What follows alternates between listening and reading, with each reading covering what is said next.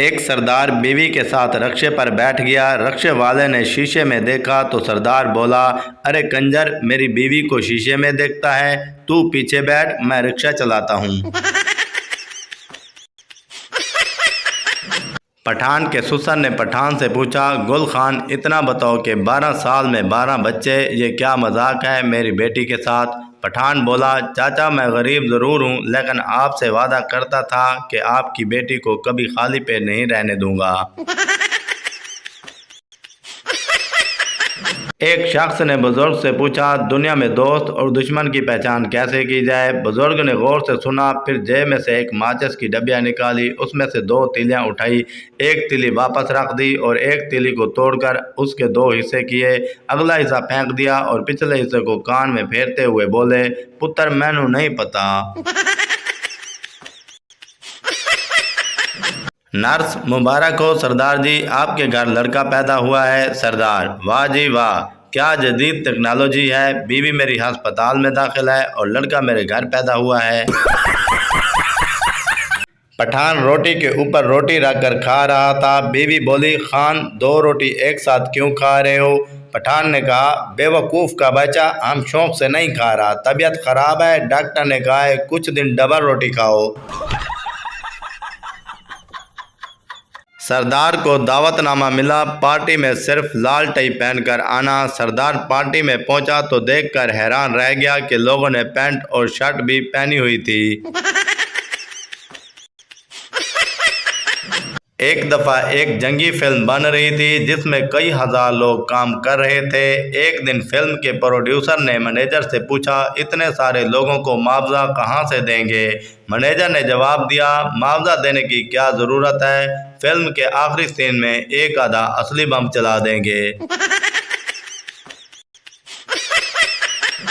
पठान के घर बेटी पैदा हुई। बीवी बोली, खान जी, जब ये बड़ी होगी तो इसको लड़के छेड़ेंगे। पठान, बस हमने सोच लिया है, हम इसका नाम बाजी रखेगा। सरदार के घर चोर आ गया। सरदार ने देखा तो चोर ने भागना शुरू कर दिया। सरदार भागता भागता चोर से भी आगे निकल गया और ऊंची आवाज में बोला, एक चोरी उतू सीना जोरी। मुल्क की तकदीर सिर्फ नौजवान गैर शादीशुदा ही बदल सकते हैं। शादीशुदा तो अपनी मर्जी से टीवी का चैनल भी नहीं बदल सकते। शादी की तकरीब से एक दिन पहले एक नौजवान पादरी के पास गया, अपने साबका गुनाहों का इतराफ़ किया और फिर पूछा, अब मेरे गुनाहों की सज़ा मुझे दूसरी दुनिया में तो नहीं मिलेगी। पादरी ने कहा, नहीं, शादी के बाद इसी दुनिया में मिल जाएगी। एक कंजूस आदमी का लड़का 100 रुपये का नोट निकल गया। उसने बड़ी कोशिश की कि किसी तरह नोट निकल आए, मगर नोट ना निकला। आखिरकार उसके जहन में एक ही हल आया। वो बच्चे को लेकर बैंक चला गया और बोला, मैनेजर साहब, इसे मेरे अकाउंट में जमा कर लो, इसके पेट में मेरे 100 रुपये हैं। शायर अपनी बीवी से, तुम्हें मालूम नहीं है कि मैं अपनी शायरी के ज़रिए पूरी दुनिया में आग लगा सकता हूँ। बीवी, तो फिर कुछ गज़लें चूल्हे में भी डाल दो ताकि मैं खाना पका सकूँ। दोनों चूज़ों को आपस में प्यार हो गया। प्यार उम्र के साथ साथ बढ़ता चला गया और जब दोनों चूज़े बड़े और जवान हो गए तो उन्हें पता चला कि दोनों मुर्गे ही हैं। नतीजा, कच्ची उम्र का प्यार, न आर न पार। पठान से किसी ने पूछा, अक्ल बड़ी या भैंस। पठान थोड़ी देर सोचने के बाद बोला, हमको पागल मत समझो, पहले दोनों की तारीख़ पैदाइश तो बताओ।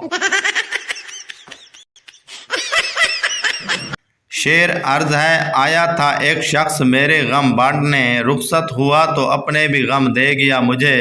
ये शेर उन तीमारदारों के लिए हैं जो मरीज के फल भी खा जाते हैं। आज के दौर में अगर कोई आपसे लिया हुआ उधार वापस कर दे तो उसके हाथ चूमें, उसे गले लगाएं और उसके साथ सेल्फियां बना लें, क्योंकि अब ऐसे इंसान आना बंद हो चुके हैं। एक बादशाह मर गया। उसके जनाजे पर लाखों का हजूम देखकर सरदार बोला, आज बादशाह जिंदा होता तो अपने जनाजे पर इतने लोग देखकर कितना खुश होता। कराची और लाहौर के लड़कों में बस इतना ही फ़र्क है कि लाहौर वाले लड़की से नंबर लेते हैं जबकि कराची वाले मोबाइल ही ले जाते हैं।